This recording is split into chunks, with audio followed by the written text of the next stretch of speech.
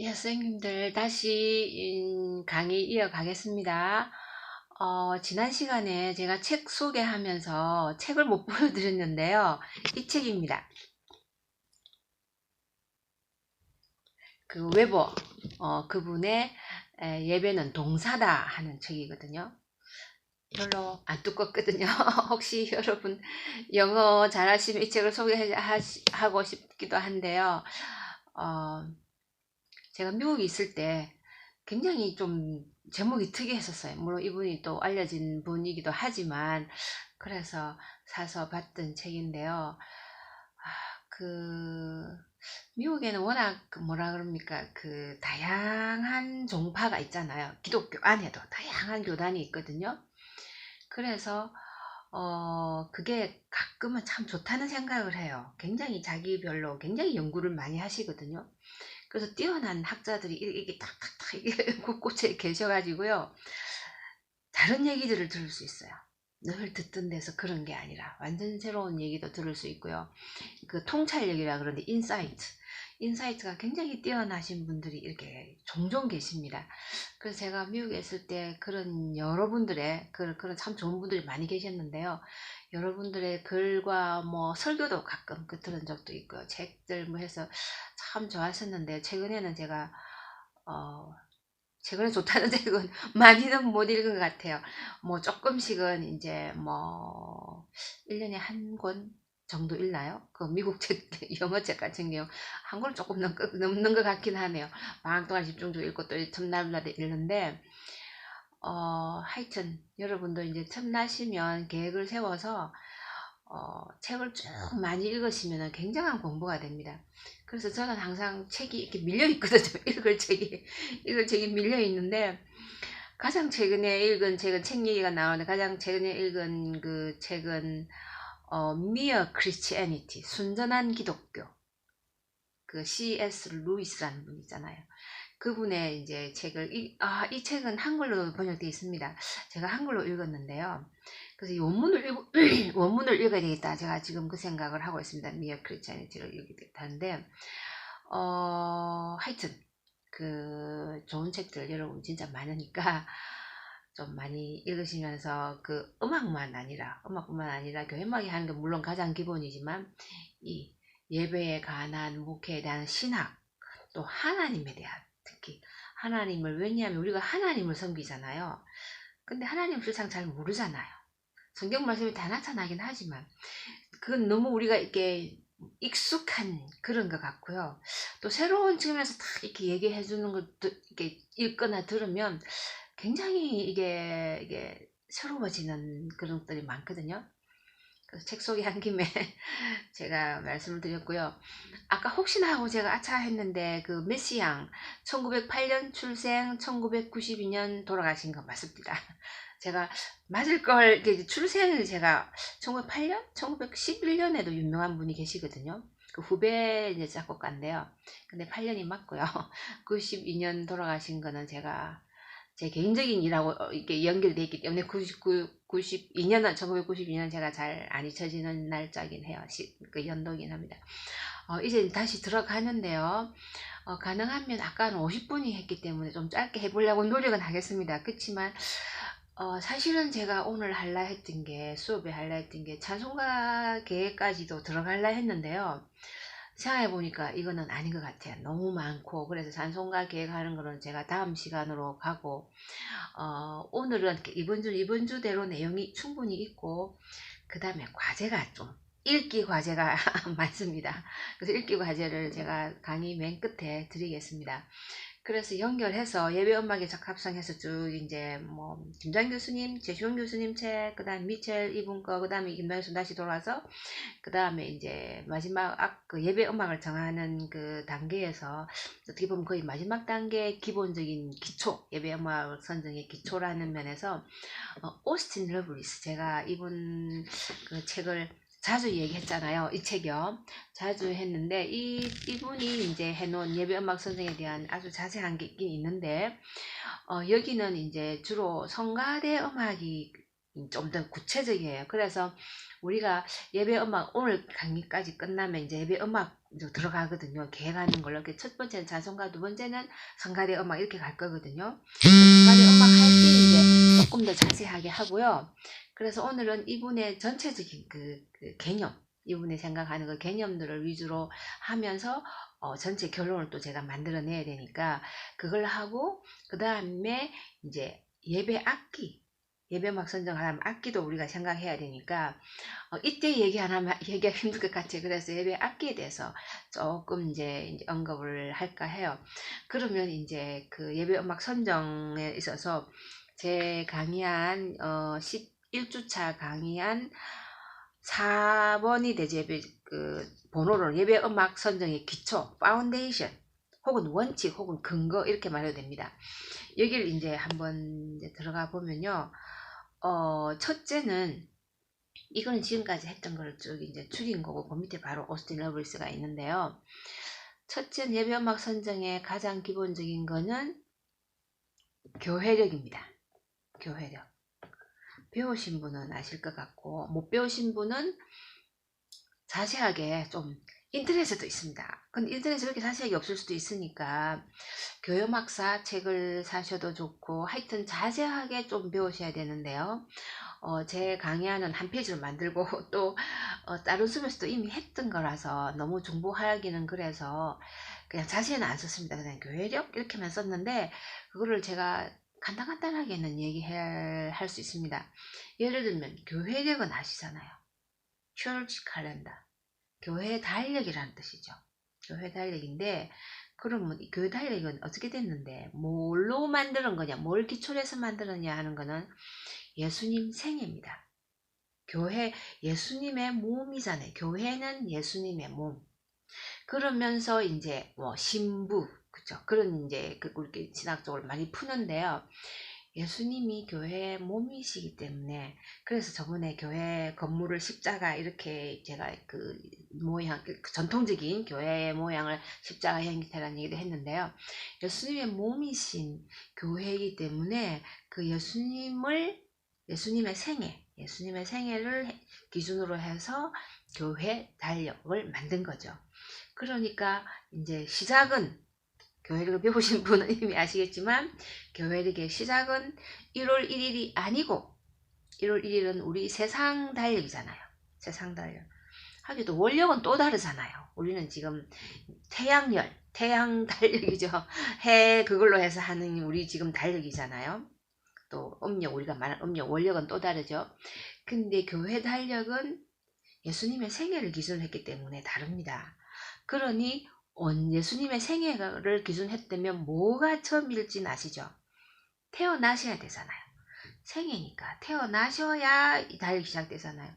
그러면 태어나시면은 그때부터 하느냐, 12월 24일인가 이렇게 생각할 수도 있는데 그것도 아니고요. 이제 교회 많이 다니시면 아시겠죠. 그렇지만 그게 교회력의 시작이고 교회 달력의 첫 주라는 거는 모르신 분이 아마 있을 수 있습니다. 그래서 1년이 52주잖아요.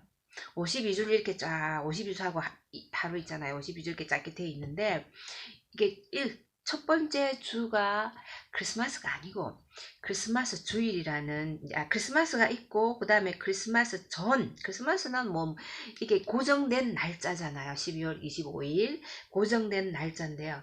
제가 아까 얘기하다가 언제 24일이라는 말 어딘가 갑자기 기억이 안 나는데요. 그거는 어디서 나간지 모르겠습니다. 그래서 25일 고정된 날짜는 있으니까 항상 요일은 바뀌잖아요. 크리스마스가. 그래서 크리스마스가 요일이 언제든 12월 25일이 언제든 이렇게 크리스마스 전 4주입니다. 4주.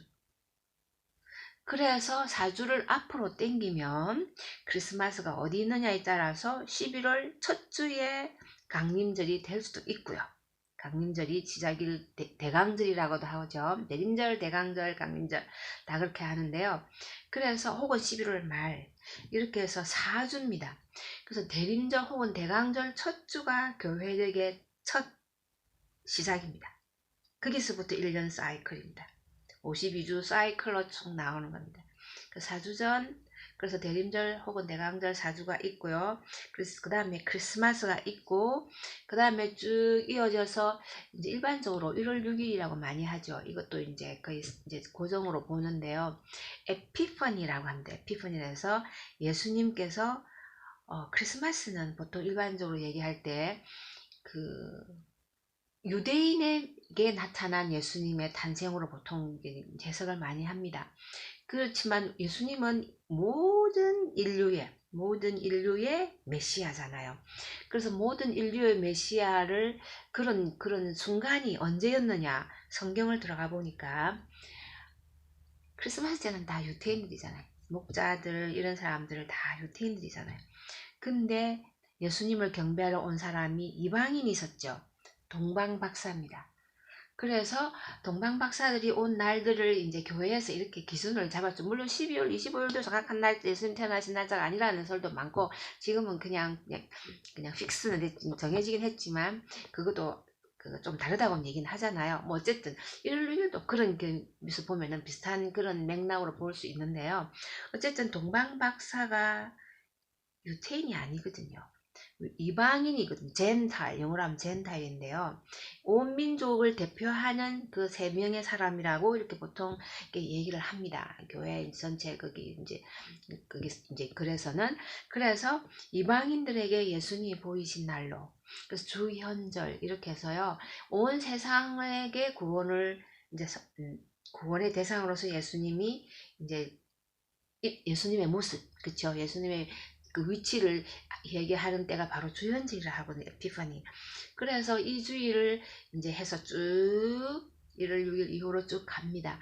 그렇게 가서 그 다음에 나오는 게 여러분들이 잘 아시는 사순절. 사순은 40, 순자가 10자니까요. 40일이잖아요. 40일인데 무슨 40일? 부활절 전 40일. 그래서 정확하게 하면은 40일은 아니에요. 이 교회를 할 때 제가 설명했거든요. 주일은 뺀다 그랬죠. 이 강의 할 때 제가 사순절 하면서 얘기했습니다. 그래서 주일은 축일이기 때문에 주일을 다 빼고, 그래서 실제로 사순절 날짜로 한 46일. 그렇지만 이제 우리가 말할 때는 사순이라 하죠. 그래서 애쉬 웬스데이, 제수요일로 시작해서 쭉 가서 부활절까지 이제 정확하게 46일 이제 사순절을 이제 있죠. 그래서 부활절이 있고, 그 다음에 지난주 있었던 40일 후에, 부활절 후에 40일 승천주일, 그 다음에 오순절이라고 하죠. 그래서 이 큰 그러니까 이제 축일들이 이렇게 쫙 있는데요. 52주를 보면 대강절 4절, 에피파니가요. 크리스마스는 1주 혹은 2주, 많으면 2주. 주일이 어디에 이제 크리스마스 어디 있느냐에 따라서. 그 다음에 이제 그럼 4주 한 6주 5주 되잖아요. 그 다음에 에피파니가 사순절까지 한 7 이렇게 갑니다. 혹은 7 혹은 8 이렇게 갑니다. 그렇게 해서 한 2월 말쯤 되잖아요. 많은 경우가 중순 뭐 이 말 이렇게 되거든요. 그래 가서 그 다음 사순절은 7주가 또 4, 6, 6주네. 7주 해가 쭉 이제 가서 그 다음에 50일까지는 7주잖아요. 7주. 그 다음에 펜테코스트 하면은 한 27?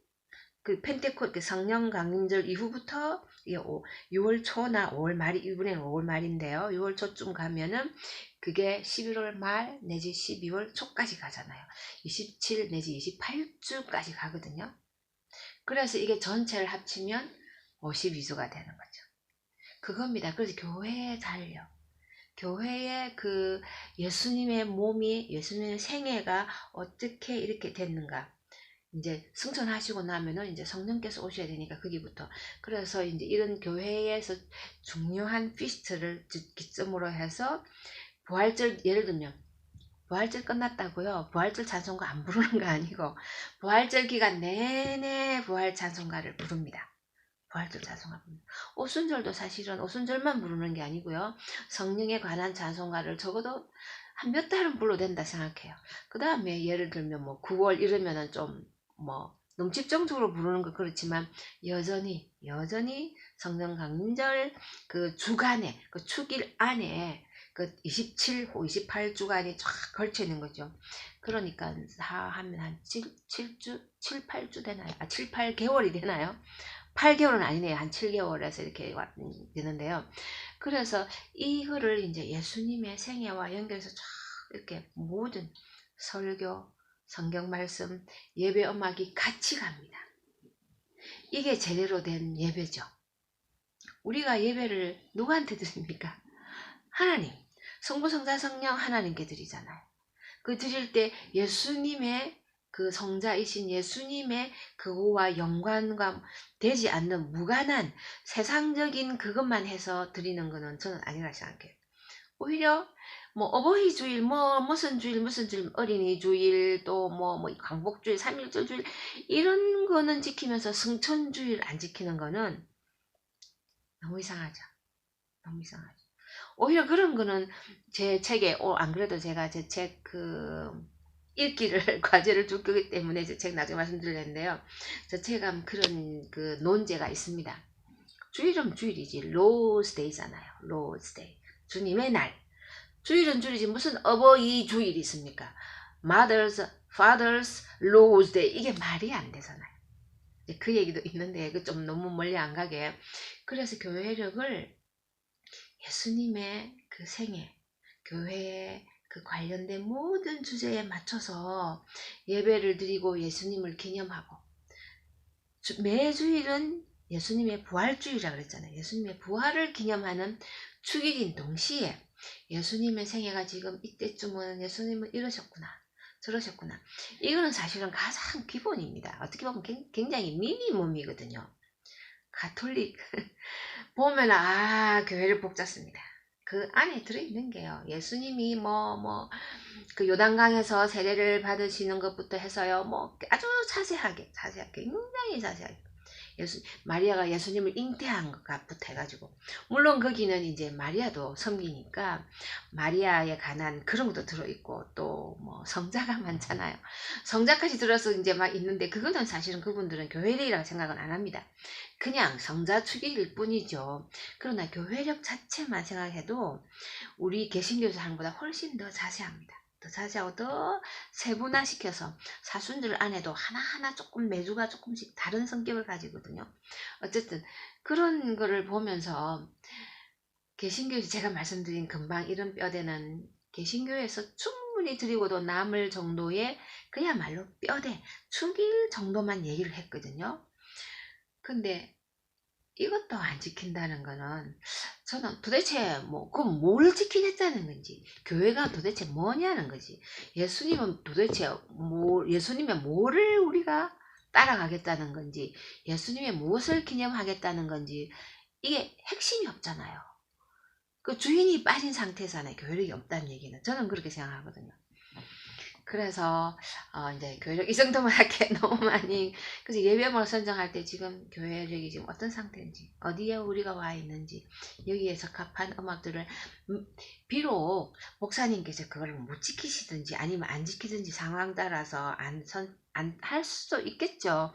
그것도 잘못하면은 율법처럼 꼭 매일 수 있으니까 좀 초월할 필요는 있을 거예요. 때에 따라서. 그렇지만 그건 이유가 있을 때 교육을 초월해서 뭔가를 하시는 일이고 기본은 그게 깔려 있어야 된다는 거죠. 더 깔려 있어야 되는데 그렇지만 이게 율법이 돼서는 제가 말씀드린 율법이라는 건 억지로 안 하면 큰일 나는 위선 같은 그런 율법주의적인 것으로 가면은 곤란하다는 것뿐이지 교회력은 너무나 필요한 음악과 같이 함께 그래서 예배와 음악이 항상 함께 갈 수 있겠죠. 그런 면에서 교회력을 여러분 좀 더 많이 공부하시고 좀 음악에 훨씬 더 배려를 많이 했으면 좋겠다는 그게 가장 기본 기초입니다. 그 다음에 교회 음악의 정체성과 전통에 대한 이해 이제 곡을 여러분 정하시려면요 교회 음악이 뭔지를 알아야 되잖아요. 교회 음악에 대한 정통성 혹은 전통 트래디션이죠. 정통성이라면 혹은 정체성이라면 일종의 아이덴티티죠. 교회란 무엇인가? 교회가 지금 교회 자체가 가지고 있는 혹은 교회 음악 자체가 지금까지 가지고 있었던 게 그걸 알려면 교회 음악사를 배워야죠. 찬송가를 배워야죠. 다 그겁니다. 그 다음에 예배를 배워야죠. 교회 음악의 전통을 배우려면, 교회의 전통을 배우려면 예배를 배워야 되고, 교회 음악을 배워야 되고, 교회 음악 안에 이제 찬송가, 성가대 음악 혹은 합창 문헌, 오르간 문헌 이런 것들이죠. 그런 것들이 교회 음악의 그 역사와 전통이거든요. 이거를 배우셔야죠. 이거를 배우지 않고 교회 음악을 한다, 혹은 교회 음악을 정한다, 성가대 음악을 정한다 하는 거는 말이 안 맞아. 어불성설이라 하나요? 말이 안 맞는 거잖아요. 모르는데 어떻게 정합니까? 근데 모르고 정하니까 이게 잘못된지도 모르고 잘못하면서도 그거를 계속 반복하잖아요. 고칠 수가 없잖아요. 모르시기 때문에. 그래서 배워야 합니다. 배워야 합니다. 교회 음악이 전문 분야라는 거. 제가 첫 시간부터 했던 얘기로 다시 돌아가죠. 그래서 교회 음악의 정체성, 아이덴티티, 그 다음에 전통, 예배, 이거를 모두 배우셔야 혹은 이해를 하셔야 예배 음악을 적합한 좋은 예배 음악을 정하겠죠. 이런 걸 아는 사람이 예배 음악을 정하는 거고, 모를 때 정하는 거는 천차만별입니다. 지금 교회에 많은 지휘자님들이 음악들을 지금 하는 거 보면은 이거를 몰라서 그렇잖아요. 이거를 모르시기 때문에. 이거를 배워야 되겠다 하는 그런 것도 잘 모르시잖아요. 배워야 되겠다 하는 그런 동기유발 혹은 의식 혹은 깨달음이 먼저 있어야 되는데, 그것까지도 잘 모르시는 것 같고, 이제 조금 깨달음이 있었는데 거기까지 시간을 투자를 못 하시는 경우도 많겠죠. 어쨌든 교회 음악이 이상해진 거는 제가 어제 학생하고 다른 얘기를 쭉 하면서 얘기했는데요. 목사님들, 신학대학교, 교회 음악에 대해서 너무 무지하셔서 안 가르치신 거죠.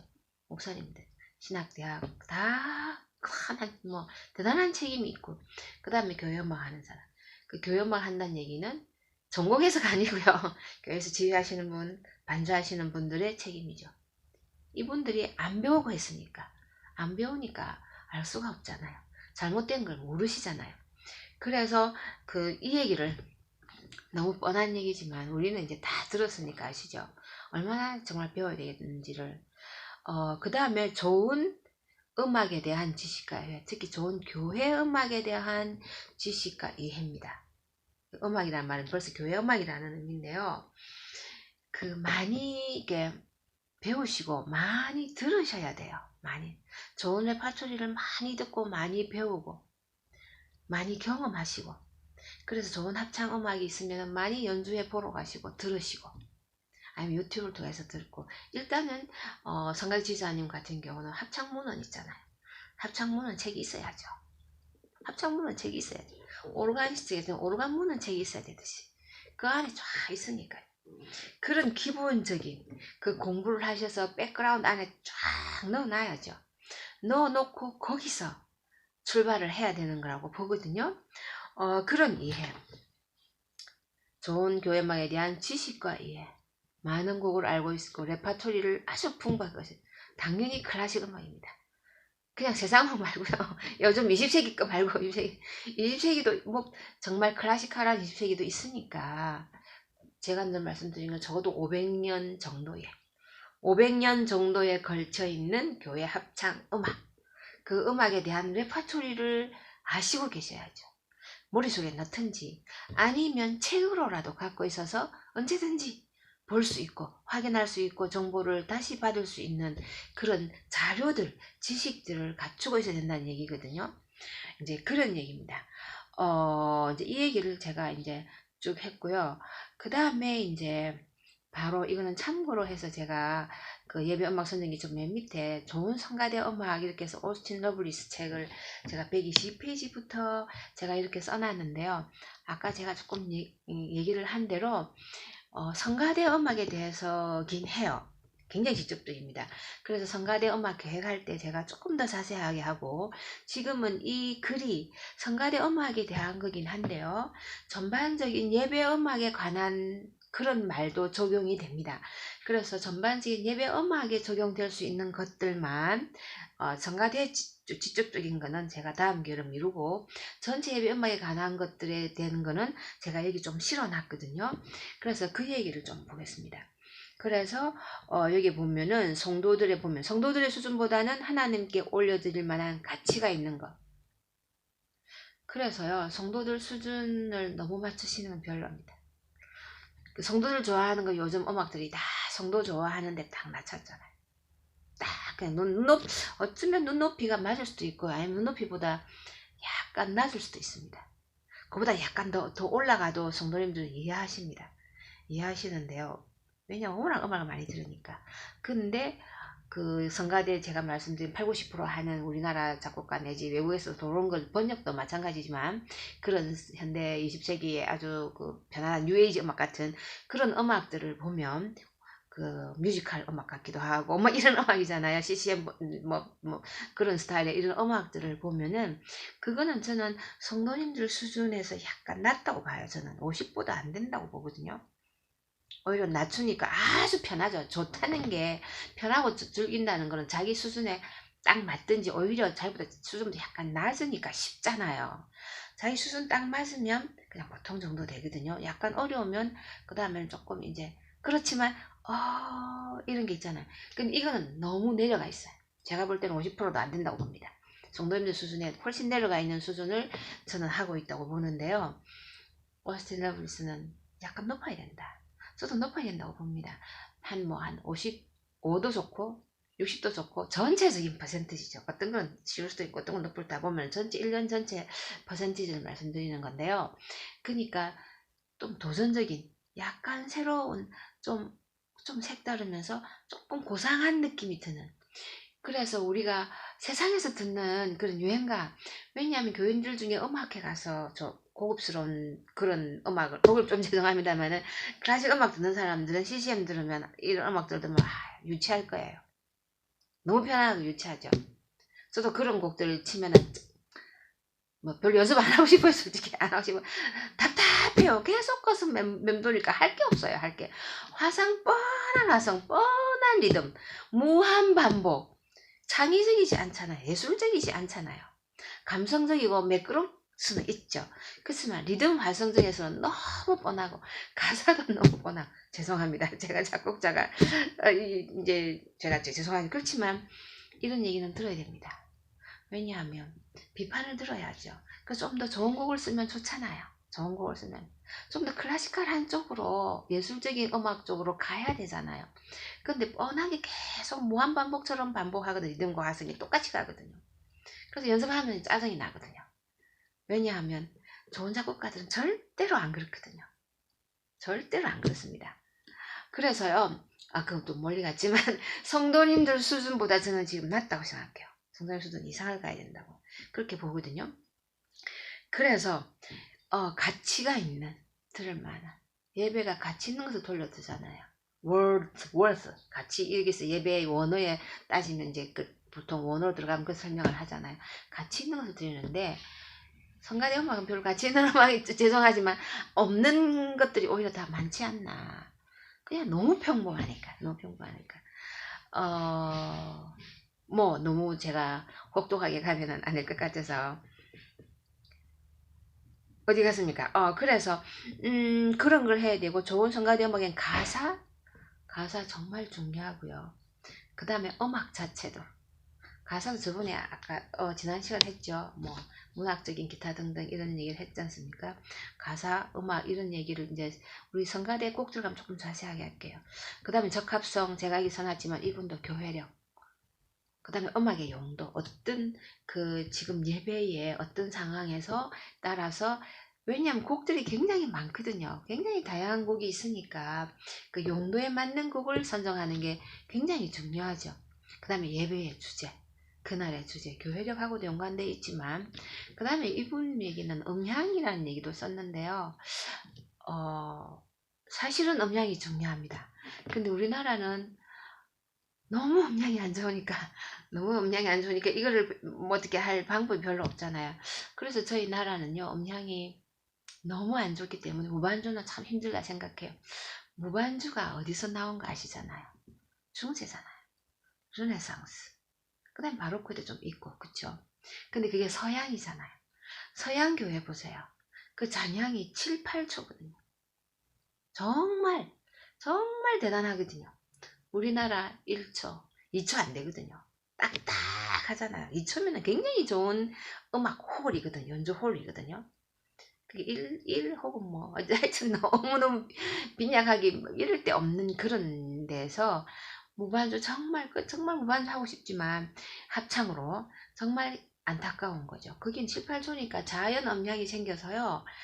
무반주인데도 그냥 너무 풍성하게 들려요. 너무 풍성해. 소리 자체도. 여기 무반주 얘기하면 끝도 없어서 제 책에도 무반주에 대한 얘기 있습니다. 그 일단은 지나갈게요.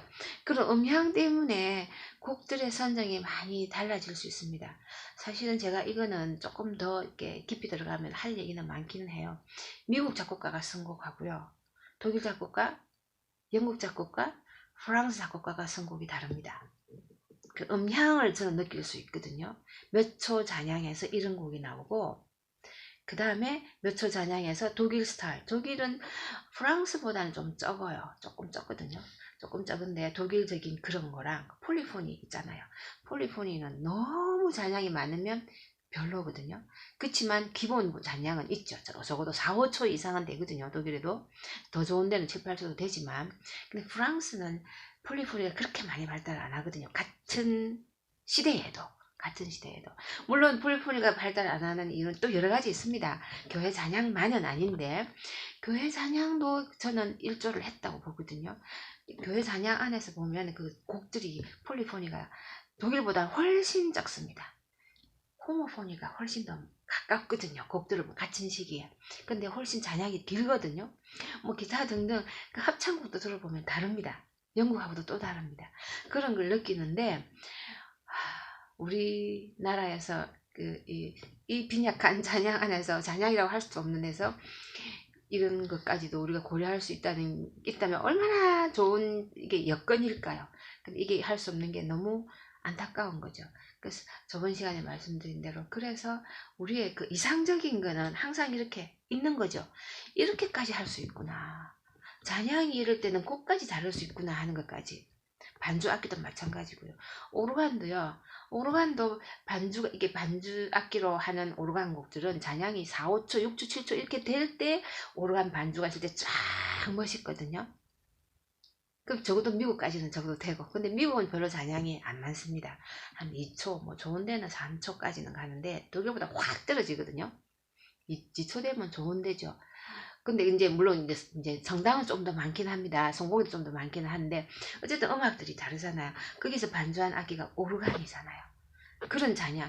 근데 이제 우리나라에서는 잔향도 적으니까 오르간 반주로도 좀 안 맞을 수도 있겠다. 이런 생각 가끔은 제가 해요. 그게 잔향이 안 좋은 데는 피아노가 잔향이 안 좋은 데에 딱 어울리니까 2초 정도 잔향은 괜찮거든요.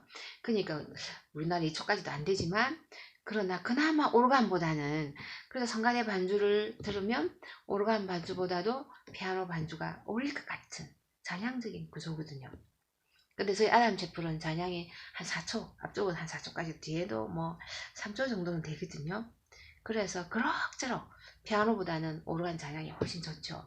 근데 이걸 떠나서 어쨌든 잔향과도 오르간뿐만 아니라 잔향과도 그 악기뿐만 아니라 합창, 특히 합창곡은 곡 종류가 좀 다르기 때문에 이런 적합성에서 배려할 수 있다면 너무 부럽죠. 너무 부러운 그런 거라고 제가 말씀드리고 싶어서 이 얘기를 조금 길게 한 겁니다. 봅시다. 그래서 그 다음에 예배의 목적에 부합, 성전은 음향에 알맞고 아까 나온 거 성가대와 반주자에게 맞고 다 같은 걸 좀 풀이한 건데요.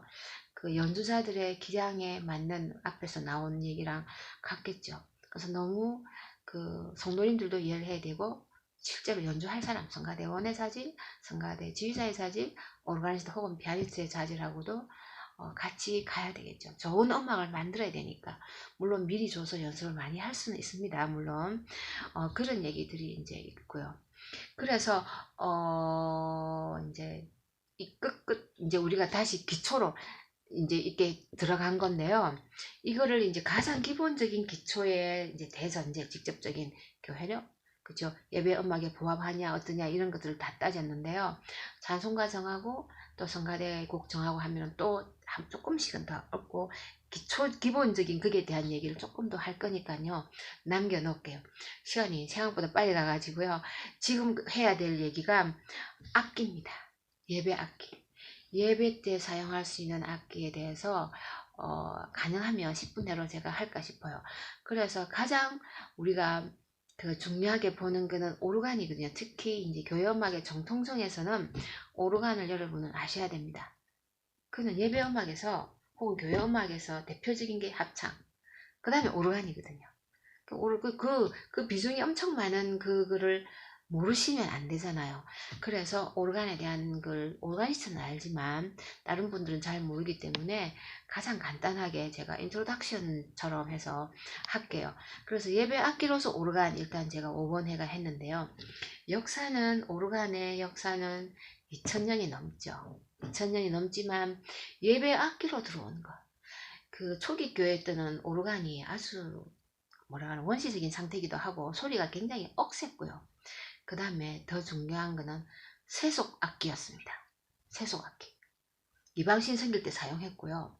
검투사들 막 경계하고 유혹놀이 할 때 있잖아요. 그때 오르간 연주도 했었습니다. 우렁찬 소리가 좀 투박한 소리, 막 거센 소리도 있었거든요. 초창기는 그랬습니다. 그래서요, 교회 그 교부들 혹은 처치 파더 혹은 교회 지도자들이 오르간 혐오했었습니다. 심지어 어떤 글들 보면 너 딸한테 절대로 오르간 소리 못 듣게 해라 이런 글까지 나올 정도로 혐오했었거든요. 그런 세속적인 오르간 용도로 원시적인 악기긴 하지만 투박한 소리였죠. 크고 막 이런 소리. 그래서 난 악기였는데요. 이게 세월이 흐르면서 그런 용도는 사라져요. 물론 그런 이방신의 제사로도 결국 사라지고 유흥악기 그 다음에 검투제 이런 것도 사라진 그런 역사적인 그런 것도 있습니다. 그런 것도 사라지면서 그러면서 이제 악기가요. 굉장히 이제 작아집니다. 훨씬 더 섬세해지고 세련돼지고 순박해진다나요? 그런 이제 초기 단계를 이제 거치면서 한 9세기, 10세기 경우로 봅니다. 대체로 정확한 연도보다는 9세기, 10세기 경우로 보는데 수도원을 통해서 이제 조그만한 악기들이 이제 교회에 뭐 한 스탁짜리 파이프 몇십 개밖에 안 되는 이런 악기들이 들어오기 시작해요. 조금씩. 그런 게 이제 소개가 되면서 수도원 아시잖아요. 조용하잖아요. 그리고 뭐 금욕주의적인 그다음 수도원의 그 분위기를 아시잖아요. 그런 악기가 들어오거든요. 들어오면서도 여러분 아시지만 중세 얘기했잖아요. 무반주거든요. 예배 때 사용했더라도 찬송가 반주는 안 했었어요. 반주는 안 하고요. 그냥 키리에 이래 부르면 제가 찬송가 할 때 했는데요. 이게 alternation praxis라고 alternatim이라고 있는데요. 교대 연주가 있어요. 한 절을 오르가니 하고 한 절을 성가대가 하고 이렇게 교대 가사를 기회를 돌아가면서 가사를 이렇게 돌아가면서 이렇게 번갈아 가면서 했던 그 중세 때가 있거든요. 르네상스도 조금 이게 연장이 되긴 합니다. 근데 그때 성가대가 1절하고 오르간이 2절, 3절, 4절 이렇게 주고받고 하는 그때 오르간이 쓰이기 시작해요. 쓰이긴 시작하지만 아주 조용한 몇 개 안 되게 단순하고 아주 심플하고 물론 그 당시 음악 자체가 그렇습니다. 자, 그 당시 음악 자체가 그냥 그렇잖아요. 뭐 장식적이고 그럴 때가 아니니까 벌써 8세기, 9세기, 10세기 이렇게 해도 벌써 뭐 이미 그냥 그레고리안 촌트가 들어왔긴 하지만 그러나 귀학이라는 존재는 교회 밖에서 이렇게 좀 이렇게 요란스러울 때는 있었지만 안은 조용하거든요. 그러니까 악기도 오르간다. 그렇게 시작한 거니까 교회 악기는 한 1000년 이렇게 보시면 됩니다. 약 1000년. 그렇지만 반주는 아니고 한 500년 정도는 오르간 혼자 음악을 반주한 게 아니고 노래랑 같이 한 게 아니고 오르간 혼자 조금 물론 이제 그러다가 점점 오르간 역할이 넓어지죠. 전주곡 인트로이트 그 다음에 미사 사이사이에 성찬 때 뭐 이런 식으로 사이사이에 들어오고 그 다음에 그 찬송가 내지 그레고리안 챈트를 이렇게 번갈아 가면서 절을 나누어서 그 선율을 나누어서 이렇게 가사에 맞는 선율을 연주하곤 했었죠. 그러다가 이제 제대로 발전한 거는 개신교입니다. 바흐잖아요. 루터 이후에 많은 작곡가가 나오죠. 슈츠도 유명하죠. 북스테후데라는 작곡가, 바흐, 북스텝 다음이 이제 바흐잖아요. 그래서 이런 작곡 바로크의 루터라는 교회, 루터 교회를 통해서 교회 음악이 굉장히 발달하는데 합창음뿐만 아니라 오르간 음악이 완전히 황금기를 이루거든요. 그래서 완전히 교회 음악의 하나의 정체성을 가지고 오르간 음악이 확고하게 자리를 잡았죠. 그게 이제 그 오르간 역사에서는 가장 중요한 시점입니다. 그 얘기입니다. 그 얘기를 이제 제가 이렇게 써놨고요. 전통 뭐 중세 후반 개혁 루터 찬성 칼빈을 반대한 얘기 워낙 많이 했어요. 그 다음에 각 개혁 교회에서 다양하게 이제 적용을 하죠. 그래서 교회악기라는 하나의 지금 이 500년을 1000년을 오면서 본격적으로는 한 500년이죠. 500년 정도로 이제 교회악기로서 반주도 하고 독주도 하고 하면서 완전 예배악기로 오르간에 대한 책이 이제 예배와 오르간이라는 책 제 그 강의 계획서에 제 책을 소개해 놨는데요. 거기 가면 아주 자세하게 있습니다. 그 보면 나오는데요. 아주 확고하게 자리를 잡으면서 그냥 교회적으로 바뀌어요. 악기가. 처음에는 세속이라 했잖아요. 교회 들어와서 교회 예배와 교회 전통과 이렇게 같이 되면서 악기가 일단 들어오면 몇백 년 가잖아요. 몇백 년 동안 이게 그 음악들 뿐만 아니라 전통 몇백 년 지나면 또 새 오르간이 들어오든 증축되든 이렇게 연결되면서 전통이 뿌리를 쫙 내리죠. 지금까지. 그래서 오르간은 연주홀에 있는 오르간인데도 우리나라 같은 경우 세종문화회관 롯데 콘서트 홀 여기가 크잖아요. 굉장히 좋은 이제 악기가 있는데요. 거기 있는데도 교회 악기 같아요. 소리가. 왜냐하면 교회를 닮았어요. 1000년 동안 있다 보니까 교회를 닮아버렸어요. 교회 정체성과 아예 일치돼 버린 그런 교회 악기가 되었죠. 연주회용 악기라 해도 연주회용 곡이 있어도 그냥 교회곡 같아요. 어쨌든 이거는 제가 읽기 과제에서 얘기를 하겠습니다. 그래서 정체성에서는 이제 완전히 확고한 그 자리를 잡았다고 할 수가 있겠고요. 그 다음에 그 대신에 이런 얘기 하죠. 비싸잖아요. 우리나라 같은 경우는 수입이니까 더 비싸죠. 외국에도 물론 수입은 아니 자기 자체로 만들더라도 비싸기는 비쌉니다. 한번 들어올 때 비쌉니다. 비싸지만 그게 말씀드린 대로 메인테넌스를 쭉 하기 때문에 몇백 년 가잖아요. 그런 면에서는 굉장한 장기적인 투자가 되겠죠. 장기적인 게. 그 다음에 피아노는 제가 수업 시간 종종 했기 때문에 지금 시간 모자라 자세는 안 하는데요. 실내악 악기라는 거죠. 실내악 악기, 교회 악기가 아니고 실내악 악기고, 그 다음에 사람의 그 유흥, 즐거움, 고상한 즐거움을 위한 취미활동 같은 이런 교양적인 그런 세련된 교양 있는 사람들 위한 이런 악기로 발달을 하잖아요. 피아노가. 그래서 교회 악기는 아니었죠. 그래서 유럽에서 나온 악기니까 유럽의 교회가 말씀드렸지만 잔연히 7, 8초 이래 되면 피아노는 7, 8초에는 너무 울려서 안 좋거든요. 안 어울려요. 아예 그냥 이게 오르간이 훨씬 어울리지 피아노는 교회 들어가면 어울리지가 않아요. 소리가 너무 엉켜서 이게 피아노의 고유한 그 맑고 투명한 그런 소리를 들을 수가 없어요. 그래서 적합하지가 않는 거죠. 피아노는 교회에. 근데 우리나라는 어차피 잔향도 적고 오히려 뭐 피아노에 스피커를 막 마이크를 달라고 할 정도로 하잖아요. 그래서 우리나라 좀 다른 상황이긴 합니다. 그까지는 안 가겠지만 제가 설명하려면 어쨌든 피아노의 정체성을 얘기하는 거예요. 피아노 정체성은 실내악 악기, 유흥악기, 교양적인 세련된 요런 즐기기 위한 고상한 취미를 위한 그런 악기로서의 정체성을 얘기를 한 거고요. 그래서 클래식 악기로서 실내악 악기잖아요. 클래식 악기에도 실내악 악기로서 그 얘기를 제가 좀 쓰고, 그 다음에 피아노와 오르간의 차이점 같은 거는 제가 다른 기회 되면 또 소개를 하겠습니다. 그 외의 악기는 교회 전통, 교회 목회 방침에 따라서 다르게 적용할 수 있는데 악기는 중성이다, 중립이다 이 얘기를 제가 썼고요. 무분별한 사용은 자제해야 된다 이렇게 했는데 이거를 이제 제가 입으로 안 하고 여러분이 직접 확인할 수 있는, 읽고 연구할 수 있는 제가 과제를 드리겠습니다. 이번 11주 이제 강의는 이제 이렇게 마감을 하고 11주 이제 과제를 드리는데요. 과제는 여러분이 책을 다 가지고 계실 겁니다. 제가 없는 분 다 드렸기 때문에 제 책이거든요. 제 책인데요. 이 책 한국교회 예배와 예배음악의 개혁 이 책이거든요. 이 책에 제가 페이지를 불러드리겠습니다. 그래서요 좀 읽는 양이 많습니다. 많아도 보통 대학원생 되면 책 읽는 과제가 사실은 많은데요. 제가 그동안 책 읽는 과제를 별로 안 드렸었어요. 그래서 이번에는 책 읽는 과제를 드리는데요. 제 책 251, 물론 제가 그 교사학습 시스템에 올리겠습니다. 251에서 290페이지, 251에서 290이니까 40페이지, 40쪽입니다. 그 논제가 4논제 있거든요. 예배 음악에 관한 논제입니다. 그 4개 40페이지 읽으시고요.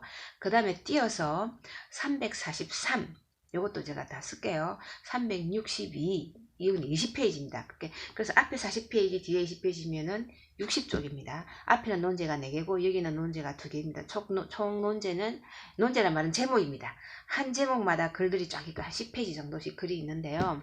6개의 그 제목입니다.